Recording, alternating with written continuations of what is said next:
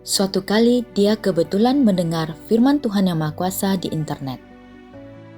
Dia merasakan otoritas dan kekuatan kata-kata ini. Dan itu tampak seperti suara dari Tuhan.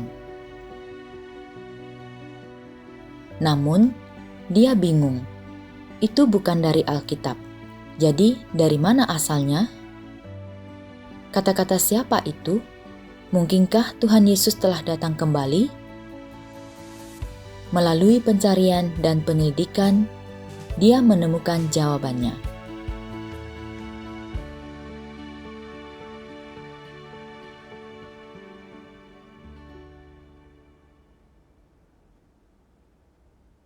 Aku dilahirkan dalam keluarga Kristen, dan sejak kecil aku menghadiri ibadah di gereja bersama orang tuaku. Aku tidak tahu mengapa, tetapi seiring berjalannya waktu, aku mulai selalu merasakan kekosongan di dalam hatiku. Aku tidak tahu harus berkata apa kepada Tuhan ketika berdoa dan tidak merasa tercerahkan ketika membaca Alkitab. Aku merasa sangat jauh dari Tuhan dan merasa sangat menderita. Belakangan, aku sering mencari khotbah pendeta untuk kudengarkan dan juga menonton banyak film yang seharusnya mengobarkan imanku. Aku juga berusaha sebaik mungkin untuk berhenti melakukan hal-hal yang tidak sesuai dengan tuntutan Tuhan. Tetapi hatiku tetap terasa hampa. Suatu hari, aku dan suamiku menonton film Kristen di YouTube berjudul Kerinduan yang sangat menyentuh hati kami. Saat film dimulai, sang tokoh utama sedang menuliskan pengalamannya sendiri. Dan dia berkata, 2000 tahun silam, Tuhan Yesus berjanji kepada para pengikutnya, "Lihatlah, aku segera datang." Kalimat dari Alkitab ini langsung menarik perhatian kami. Nubuat-nubuat dalam kitab Wahyu, semuanya adalah misteri. Dan di sini, sang tokoh utama sedang berbicara tentang bagian dari nubuatan kitab Wahyu ini. Apa yang akan dia katakan selanjutnya? Kami terus menonton dengan rasa ingin tahu yang makin besar. Tokoh utama dalam film itu kemudian ditangkap oleh PKT karena percaya kepada Tuhan. Saat berada di penjara, dia bertemu dengan saudara Chow yang percaya kepada Tuhan Yang Maha Kuasa. Saudara Chow menemukan kesempatan untuk menyelipkannya secari kertas. Di kertas itu tertulis, "Jangan berkecil hati, jangan lemah, maka aku akan menjadikan segalanya jelas bagimu. Jalan menuju kerajaan tidaklah mulus. Tidak ada yang sesederhana itu. Engkau ingin berkat datang dengan mudah, bukan? Sekarang, semua orang akan mengalami ujian pahit yang harus dihadapi. Tanpa ujian semacam itu, hati penuh kasih yang engkau miliki bagiku tidak akan tumbuh lebih kuat, dan engkau tidak akan memiliki kasih yang sejati bagiku. Bahkan jika ujian itu hanya berupa peristiwa-peristiwa kecil, semua orang harus menjalaninya. Hanya saja, tingkat kesulitan ujian-ujian itu berbeda-beda untuk masing-masing orang. Mereka yang berbagi dalam kepahitanku pasti akan berbagi juga dalam kemanisanku. Itulah janjiku dan berkatku untukmu. Selama akhir zaman ini, engkau semua harus menjadi saksi bagi Tuhan. Seberapa besarnya pun penderitaanmu, engkau harus menjalaninya sampai akhir. Dan bahkan sampai helaan napasmu yang terakhir, engkau tetap harus setia kepada Tuhan dan berada dalam pengaturan Tuhan. Hanya inilah yang disebut benar-benar mengasihi Tuhan. Dan hanya inilah kesaksian yang kuat dan bergema. Tokoh utama itu sangat tersentuh setelah dia membaca dua bagian ini. Dia sangat terhibur dan menemukan iman dan kekuatannya. Aku dan suamiku juga tercengang oleh dua bagian firman Tuhan ini. Bagaimana perkataan ini bisa begitu berotoritas, begitu berkuasa, dan begitu menyentuh hati. Seolah-olah Tuhan sedang berbicara secara langsung kepada kami, memberitahu apa yang harus kami lakukan. Walaupun aku telah menyadari dari perkataan ini betapa banyaknya penderitaan yang akan orang alami karena menempuh jalan percaya kepada Tuhan, ada perasaan bahagia muncul di lubuk hatiku, dan mendengar perkataan ini memberiku keyakinan dan kekuatan. Kupikir, dari mana perkataan ini berasal? Mungkinkah berasal dari Tuhan? Mungkinkah Tuhan benar-benar telah datang kembali? Namun ketika Tuhan datang kembali, Dia seharusnya turun di atas awan. Dan kami belum melihat tanda-tanda Dia turun di atas awan. Meskipun pada saat itu aku merasa agak bingung, aku sangat menikmati perkataan ini. Dan aku menoleh ke suamiku lalu berkata, perkataan ini luar biasa. Aku belum pernah mendengar perkataan yang begitu penuh kuasa sebelumnya. Kemudian aku menghentikan film itu sejenak, mengambil buku catatan, dan menyalin kata-kata ini. Sembari menulis, aku membacanya lagi. Jangan berkecil hati, jangan lemah. Maka aku akan menjadikan segalanya jelas bagimu. Jalan menuju kerajaan tidaklah mulus. Tidak ada yang sesederhana itu. Aku menatap suamiku dan berkata, jalan menuju kerajaan. Kupikir hanya Tuhan itu sendiri yang tahu apa arti jalan menuju kerajaan. Perkataan ini berbicara tentang jalan menuju kerajaan. Dan tidak mungkin perkataan ini diucapkan oleh sekadar orang biasa. Ini adalah hal yang hanya Tuhan sendiri yang mengetahuinya. Aku terus membaca. Sekarang, semua orang akan mengalami ujian pahit yang harus dihadapi. Tanpa ujian semacam itu, hati penuh kasih yang engkau miliki bagiku tidak akan tumbuh lebih kuat, dan engkau tidak akan memiliki kasih yang sejati bagiku. Bahkan jika ujian itu hanya berupa peristiwa-peristiwa kecil, semua orang harus menjalaninya. Hanya saja, tingkat kesulitan ujian-ujian itu berbeda-beda untuk masing-masing orang. Mereka yang berbagi dalam kepahitanku pasti akan berbagi juga dalam kemanisanku. Itulah janjiku dan berkatku untukmu.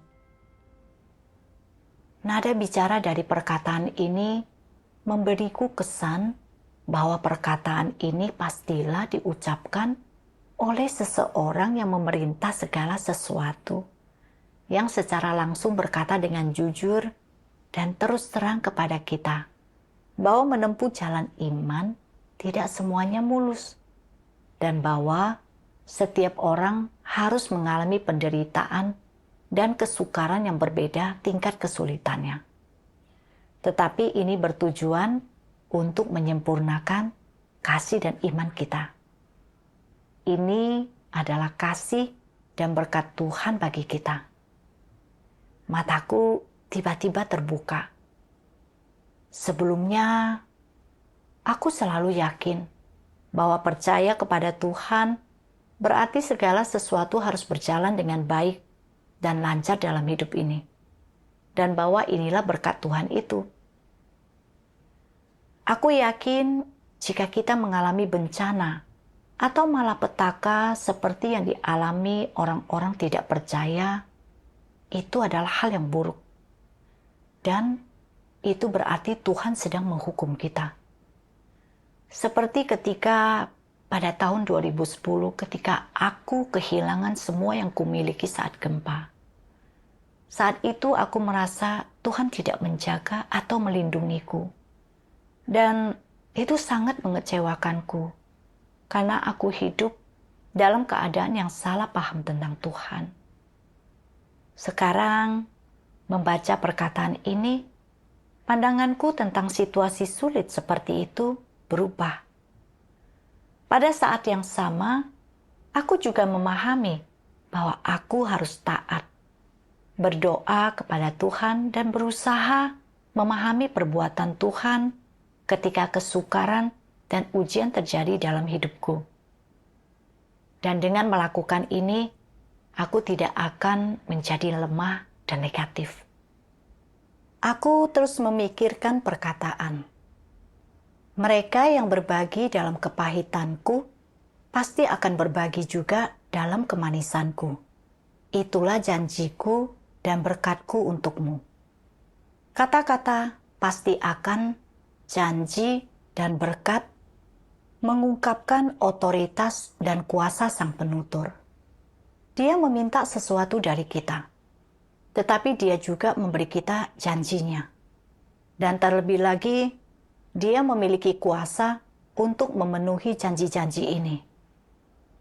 Perkataan ini mengguncang hatiku, dan aku bertanya-tanya, mengapa nada bicara dari perkataan ini bisa begitu mirip dengan nada bicara yang Tuhan Yesus gunakan? Seperti ketika Tuhan berfirman, "Akulah jalan, kebenaran, dan hidup. Tidak ada manusia yang datang kepada Bapa tanpa melalui aku. Dan akulah kebangkitan dan kehidupan. Barang siapa percaya kepadaku, meskipun dia telah mati, dia akan hidup kembali. Sesungguhnya aku berkata kepadamu, kecuali engkau dipertobatkan dan menjadi sama seperti anak kecil, engkau tidak akan bisa masuk ke dalam kerajaan surga." Semua perkataan ini mengandung tuntutan Tuhan terhadap kita dan janji Tuhan kepada kita, serta mewujudkan identitas dan status Tuhan. Ketika kita mendengarnya, kita dapat merasakan otoritas dan kuasa firman Tuhan. Ketika kami menyadari bahwa perkataan dalam film ini persis seperti ini, aku dan suamiku sama-sama merasa seolah-olah itu berasal dari Tuhan, dan seolah-olah itu adalah suara Tuhan. Pada saat itu, aku merasa bersemangat, tetapi juga bingung. Perkataan ini bukan dari Alkitab, jadi dari mana asalnya? Aku lanjutkan menonton film itu. Dalam film itu, Saudara Chow memberitahu tokoh utama selagi mereka bekerja bahwa Tuhan Yesus telah datang kembali. Dan bahwa dia telah menjadi daging dan turun secara diam-diam untuk melakukan pekerjaan menghakimi dan mentahirkan manusia pada akhir zaman. Pada saat ini, aku dan suamiku agak bingung. Karena kami selalu yakin bahwa Tuhan Yesus suatu hari nanti akan datang kembali di atas awan. Namun kemudian dalam film itu Saudara Chow berkata, kita hanya menunggu kedatangan Tuhan kembali berdasarkan nubuat tentang turunnya Tuhan Yesus di atas awan. Tetapi kita telah mengabaikan nubuat-nubuat lain tentang kedatangan Tuhan kembali. Ini adalah kesalahan besar. Banyak bagian dari Alkitab berisi nubuat tentang kedatangan Tuhan kembali. Misalnya, nubuat Tuhan, lihatlah, aku datang bagaikan pencuri. Dan pada tengah malam terdengar teriakan, lihat, mempelai laki-laki datang. Keluarlah menyambutnya. Ada juga Wahyu 3 ayat 20. Lihatlah, aku berdiri di pintu dan mengetuk. Kalau ada yang mendengar suaraku dan membuka pintu itu, aku akan datang masuk kepadanya dan bersantap dengannya. Dia bersamaku. Karena sama seperti kilat yang memancar dari satu bagian di bawah langit, bersinar sampai ke bagian lain di bawah langit. Demikian juga Anak Manusia saat hari kedatangannya tiba. Tetapi pertama-tama dia harus mengalami berbagai penderitaan dan ditolak oleh generasi ini.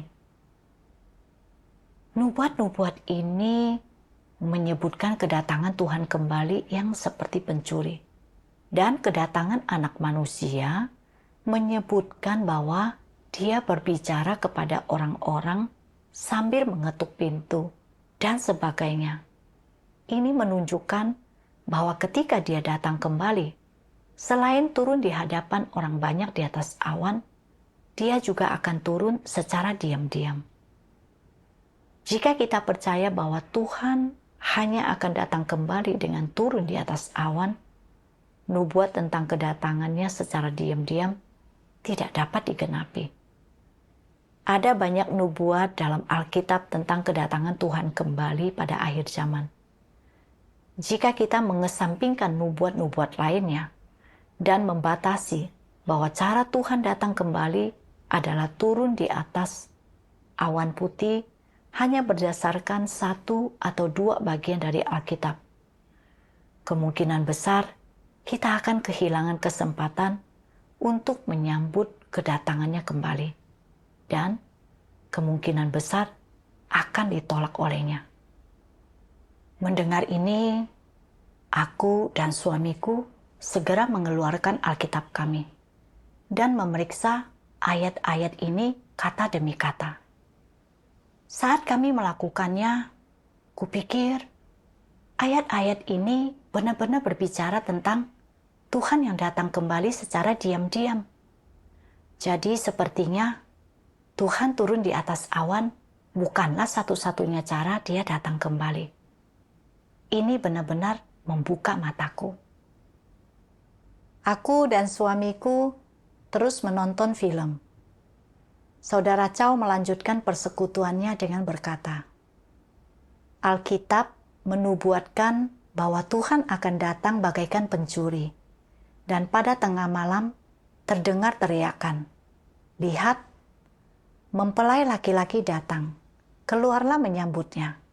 Tetapi pertama-tama dia harus mengalami berbagai penderitaan dan ditolak oleh generasi ini. Penampakan dan pekerjaan Tuhan yang Maha Kuasa telah menggenapi nubuat-nubuat ini. Di luarnya, dia terlihat seperti orang biasa. Dia berbicara dari dalam kemanusiaan yang normal. Siapa yang bisa membayangkan bahwa dia adalah penampakan Tuhan? Ini sepenuhnya menggenapi nubuat kedatangan Tuhan yang bagaikan pencuri. Mereka yang menyebarkan Injil memberikan kesaksian tentang firman-firman Tuhan yang Maha Kuasa kepada semua orang yang mencari penampakan Tuhan. Dan mereka dengan sabar mempersekutukan firman-Nya. Inilah yang dimaksud dengan Tuhan mengetuk pintu. Sejak penampakan dan pekerjaan Tuhan yang Maha Kuasa tersebut, dia terus-menerus menjadi sasaran pemburuan dan penganiayaan brutal PKT. Dan dia telah mengalami perlawanan, kutukan, dan penolakan gila-gilaan dari dunia keagamaan. Bahkan sudah banyak roh-roh jahat dan setan-setan yang terang-terangan menyerang, mengutuk, dan menghujat Tuhan yang Maha Kuasa secara daring. Ini sepenuhnya menggenapi nubuatan yang diucapkan oleh Tuhan. Tetapi pertama-tama dia harus mengalami berbagai penderitaan dan ditolak oleh generasi ini. Jika Tuhan turun di depan banyak orang di atas awan dengan kemuliaan besar seperti yang orang bayangkan, maka lalang, kambing, hamba yang jahat, dan antikristus pasti akan sujud menyembah untuk menerima Tuhan yang Maha Kuasa. Jika itu terjadi, bagaimana mereka akan disikapkan? Tuhan yang Maha Kuasa telah datang dan mengungkapkan seluruh kebenaran yang menyucikan dan menyelamatkan manusia. Dan dia sedang melakukan pekerjaan penghakiman pada akhir zaman.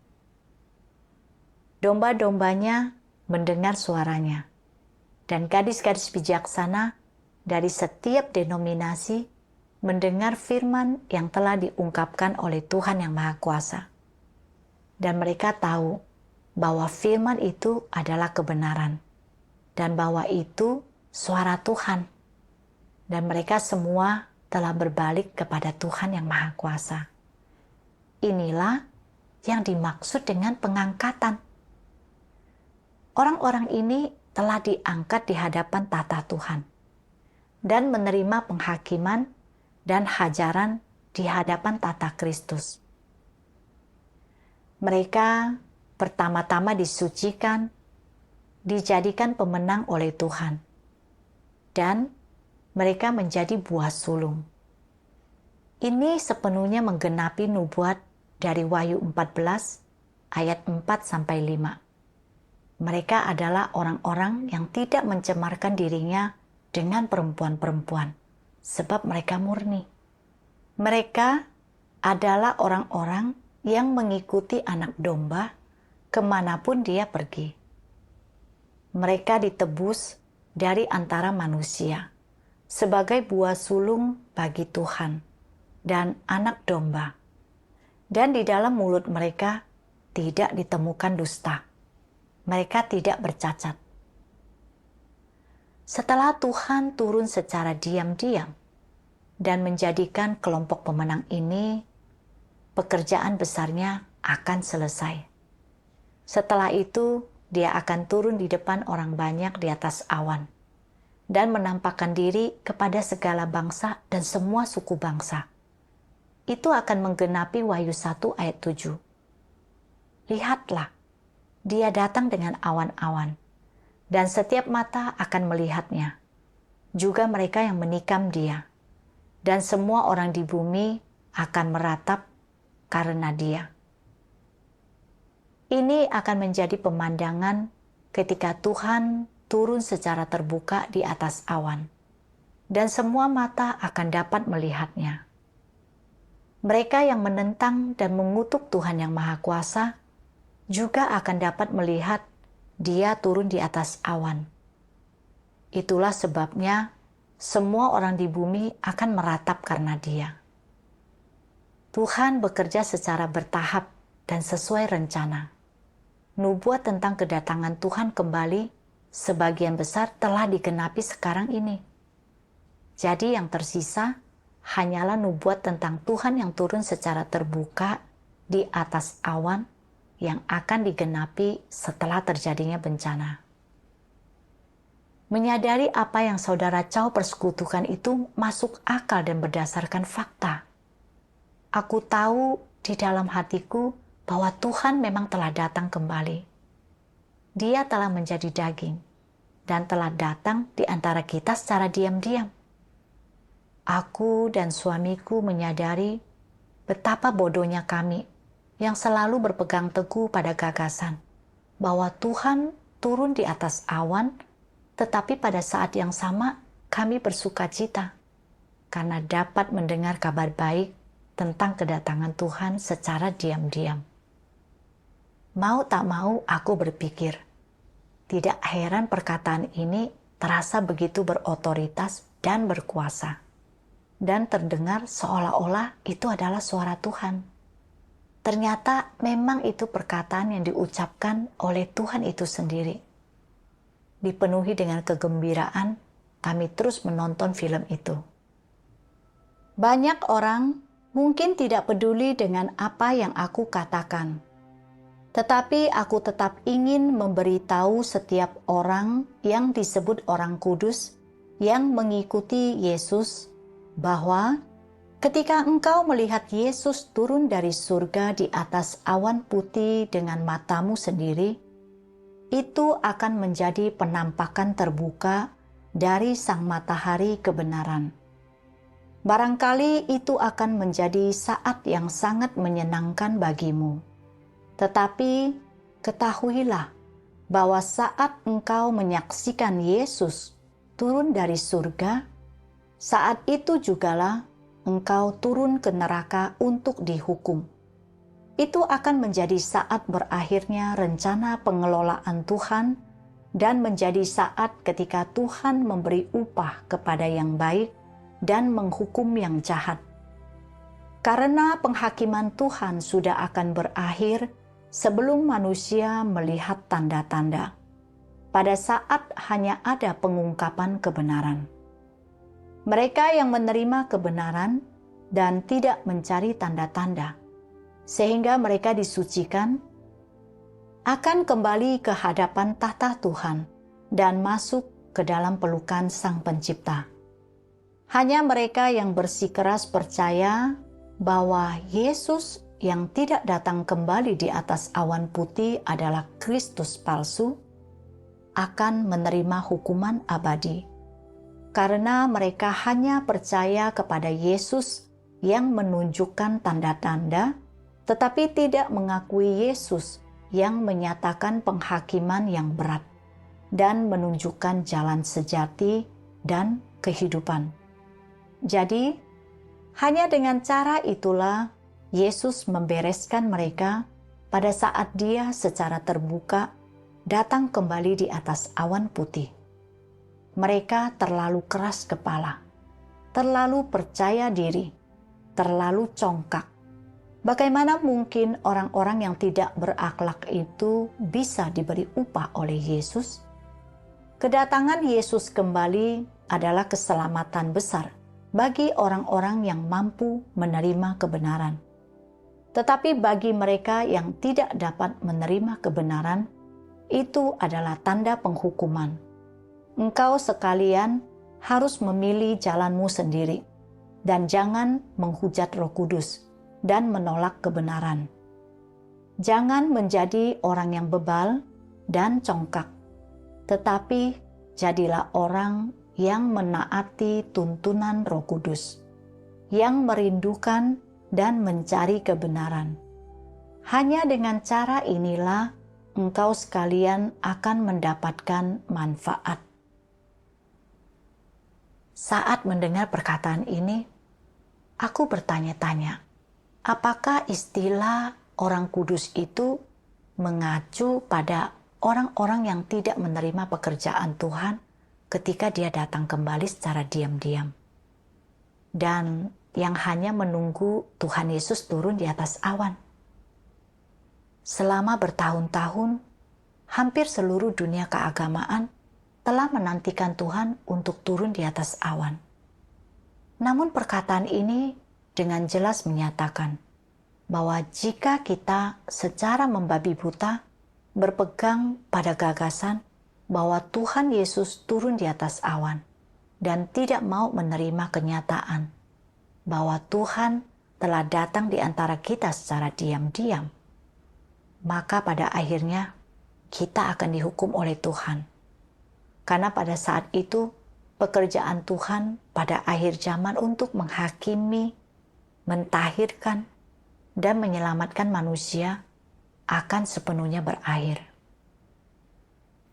Nada bicara dari perkataan ini keras, mengandung watak Tuhan yang tak dapat disinggung, dipenuhi dengan otoritas dan kuasa, dan memenuhi kita dengan rasa hormat dan takut. Pada saat yang sama, perkataan ini adalah pengingat bagi kita, juga nasihat dan dorongan. Dengan harapan kita dapat menjadi orang yang mencari dan menerima kebenaran, dan tidak secara membabi buta membatasi pekerjaan Tuhan atau menyangkal fakta bahwa Tuhan telah datang kembali. Aku dan suamiku tertarik dengan film ini dan menontonnya beberapa kali. Firman Tuhan yang Maha Kuasa benar-benar mengguncang kami dengan luar biasa. Perasaan gembira kami berlangsung selama berhari-hari. Suatu hari, aku menelepon suamiku dalam perjalanan ke tempat kerja. Dan makin kami membicarakannya, makin kami merasa bahwa perkataan ini pastilah firman Tuhan. Dengan bersemangat, dia berkata kepadaku, "Kita hanya perlu mendapatkan buku ini." Kami ingin sekali mengetahui apa yang harus kami lakukan selanjutnya, dan bagaimana kami harus menyambut Tuhan. Jadi ketika aku pulang kerja hari itu, kami menelusuri Gereja Tuhan Yang Maha Kuasa di internet dan menemukan situs web resmi mereka. Sesampainya di sana, kami melihat buku firman menampakkan diri dalam rupa manusia. Pertama-tama, di bagian kata pengantar, kami membaca Tuhan Yang Maha Kuasa berfirman, "Percaya kepada Tuhan berarti percaya bahwa Tuhan itu ada." Ini adalah konsep paling sederhana tentang percaya kepada Tuhan. Selain itu, percaya bahwa Tuhan itu ada tidak sama dengan sungguh-sungguh percaya kepada Tuhan. Sebaliknya, ini adalah sejenis keyakinan sederhana dengan nuansa agamawi yang kuat. Iman yang sejati kepada Tuhan berarti sebagai berikut. Orang mengalami firman dan pekerjaannya atas dasar kepercayaan bahwa Tuhan memegang kedaulatan atas segala sesuatu, membersihkan watak rusak orang, memenuhi kehendak Tuhan, dan akhirnya mengenal Tuhan. Hanya perjalanan semacam inilah yang disebut iman kepada Tuhan. Namun orang sering menganggap kepercayaan kepada Tuhan sebagai hal yang sederhana dan tidak penting. Orang-orang yang mempercayai Tuhan dengan cara seperti ini telah kehilangan makna percaya kepada Tuhan. Dan meskipun mereka mungkin terus percaya sampai akhir, mereka tidak akan pernah mendapatkan perkenanan Tuhan karena mereka menempuh jalan yang salah. Aku sungguh merasakan betapa luar biasanya perkataan ini. Dan aku tahu bahwa perkataan ini sungguh-sungguh adalah kebenaran. Perkataan ini benar-benar mengubah konsepsiku sebelumnya tentang iman kepada Tuhan. Sebelumnya, aku hanya tahu bahwa kami harus banyak membaca Alkitab, banyak berdoa, dan banyak mendengarkan khotbah. Dan kami percaya kepada Tuhan hanya untuk diberkati dan dianugerahi. Aku tidak tahu bahwa iman yang benar kepada Tuhan berarti mengalami firman Tuhan dan berupaya di atas dasar keyakinan bahwa Tuhan memegang kedaulatan atas segala sesuatu. Perkataan ini menjelaskan arti sebenarnya percaya kepada Tuhan dengan begitu mendalam dan cermat, dan memberikan jalan yang jelas ke depan. Aku menjadi makin yakin bahwa perkataan ini berasal dari Tuhan, dan bahwa ini adalah suara Tuhan. Karena hanya Tuhan yang dapat berbicara tentang kebenaran, dan arti sebenarnya percaya kepada Tuhan dengan sedemikian jelasnya. Kami terus membaca dan melihat bahwa Tuhan Yang Maha Kuasa berfirman, Tuhan dan manusia tidak dapat disamakan. Esensinya dan pekerjaannya adalah hal yang paling tidak dapat diselami dan dipahami oleh manusia. Jika bukan Tuhan sendiri yang melakukan pekerjaannya dan mengucapkan firman-Nya dalam dunia manusia, manusia tidak akan pernah dapat memahami kehendak Tuhan. Karena itu, bahkan orang-orang yang telah mengabdikan seluruh hidupnya kepada Tuhan tidak akan bisa menerima perkenanannya. Jika Tuhan tidak mulai bekerja, sebaik apapun manusia melakukannya, semuanya akan menjadi sia-sia. Karena pikiran Tuhan akan selalu lebih tinggi daripada pikiran manusia. dan hikmat Tuhan melampaui pemahaman manusia. Jadi, kukatakan bahwa orang-orang yang mengaku sepenuhnya memahami Tuhan dan pekerjaannya adalah sekelompok orang yang tidak kompeten. Mereka semua sombong dan bodoh. Manusia seharusnya tidak mendefinisikan pekerjaan Tuhan. Lagi pula, manusia tidak mampu mendefinisikan pekerjaan Tuhan.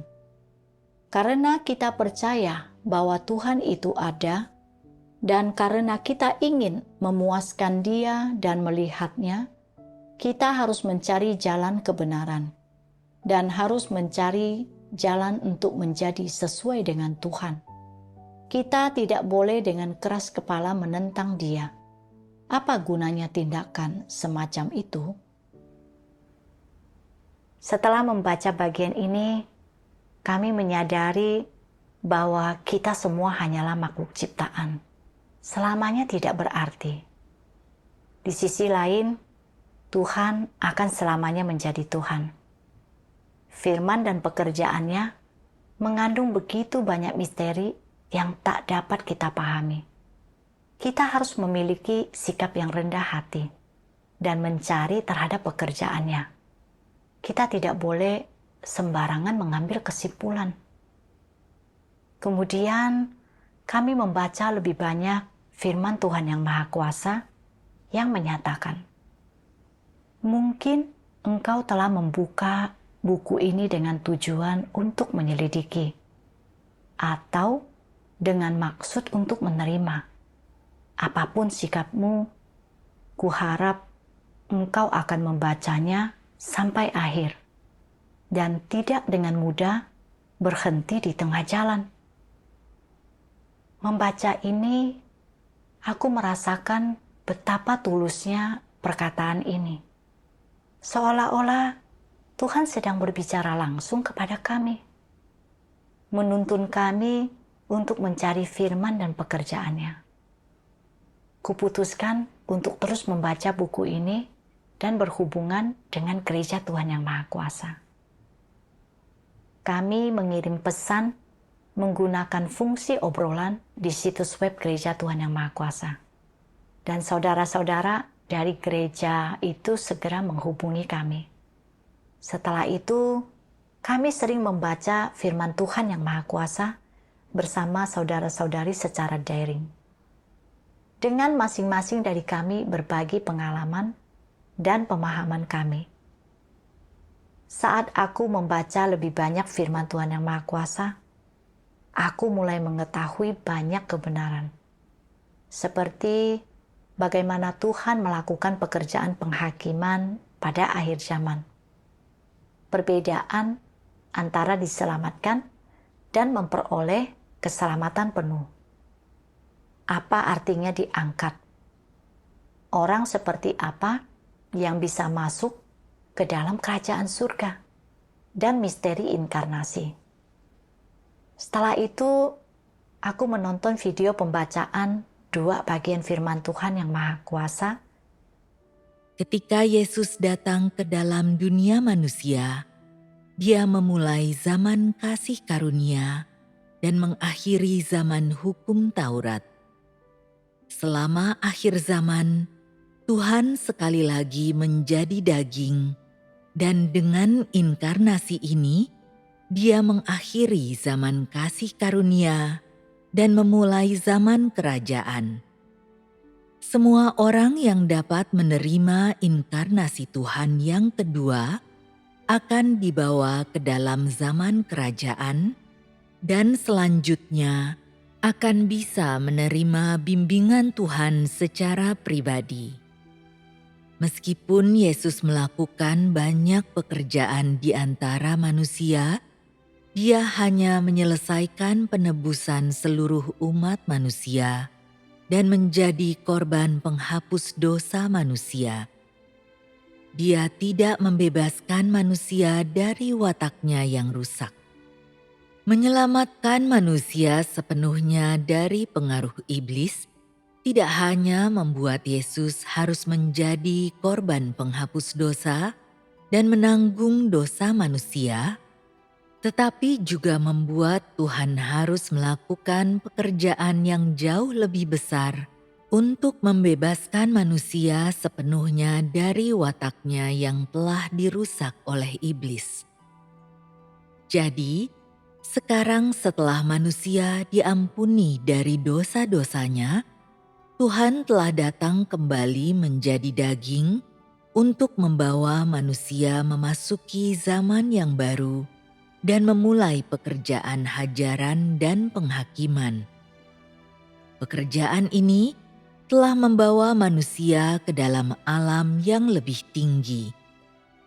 Semua orang yang tunduk di bawah kekuasaannya akan menikmati kebenaran yang lebih tinggi dan menerima berkat yang lebih besar.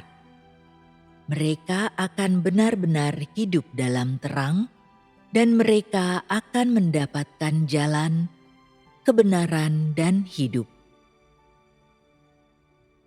Mulai dari pekerjaan Yahweh hingga pekerjaan Yesus, dan dari pekerjaan Yesus sampai pekerjaan tahap sekarang ini, 3 tahap ini mencakup urutan berkelanjutan dari keseluruhan pengelolaan Tuhan, dan semuanya merupakan pekerjaan satu roh.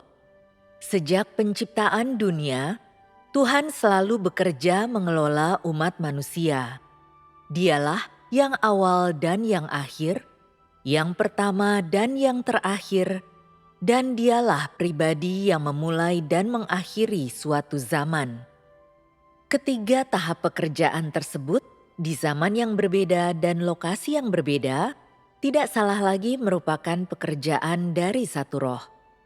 Semua orang yang memisahkan ketiga tahap ini bertentangan dengan Tuhan.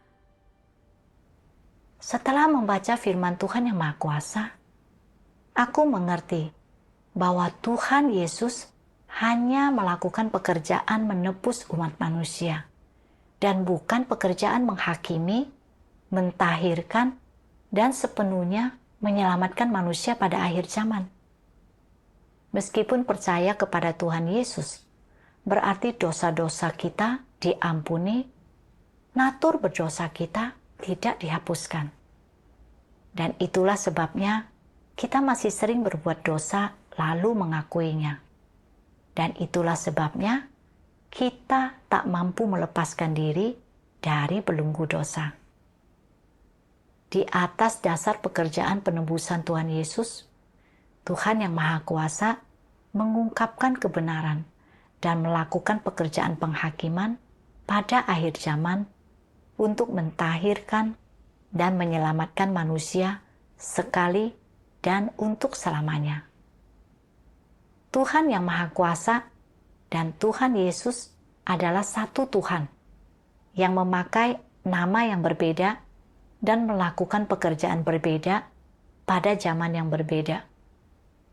Hanya dengan mengalami pekerjaan penghakiman Tuhan yang Maha Kuasa pada akhir zaman, watak kita yang rusak dapat ditahirkan, dan kita dapat menjadi layak untuk memasuki kerajaan Tuhan. Informasi ini sangat penting untuk kita ketahui. Firman Tuhan yang Maha Kuasa mengungkapkan kepada kami misteri tentang pekerjaan Tuhan ini, dan kami terguncang luar biasa.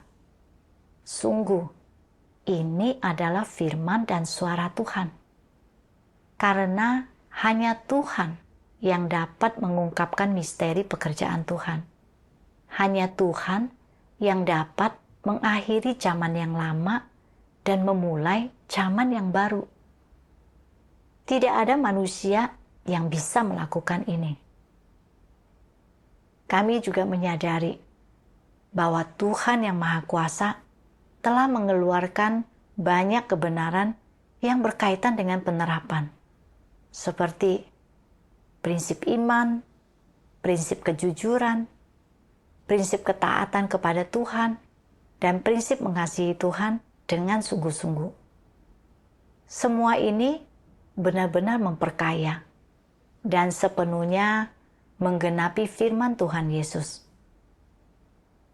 Ada banyak hal lain yang bisa kukatakan kepadamu, tetapi engkau tidak bisa menerima semuanya itu saat ini. Namun, ketika Roh kebenaran itu datang, Dia akan menuntun engkau sekalian ke dalam seluruh kebenaran. Karena Dia tidak akan berbicara tentang dirinya sendiri, tetapi Dia akan menyampaikan segala sesuatu yang telah didengarnya. Dan Dia akan menunjukkan hal-hal yang akan datang kepadamu. Kami jadi benar-benar yakin bahwa Tuhan yang Maha Kuasa memang adalah Tuhan Yesus yang datang kembali. Bahwa firman Tuhan yang Maha Kuasa adalah pengungkapan Tuhan. Dan semua itu adalah gulungan kitab yang dinubuatkan dalam kitab Wahyu. Dengan membaca firman Tuhan yang Maha Kuasa, kami mulai memahami banyak kebenaran yang belum pernah kami pahami sebelumnya. Dan dengan berdoa kepada Tuhan yang Maha Kuasa dan membaca firman-Nya, masalah yang kami hadapi dalam kehidupan sehari-hari semuanya terselesaikan. Kami benar-benar mulai menjalani kehidupan bertatap muka dengan Tuhan. Kami sangat diberkati. Aku belajar bahwa sangat penting untuk mendengar suara Tuhan dalam hal menyambut Tuhan.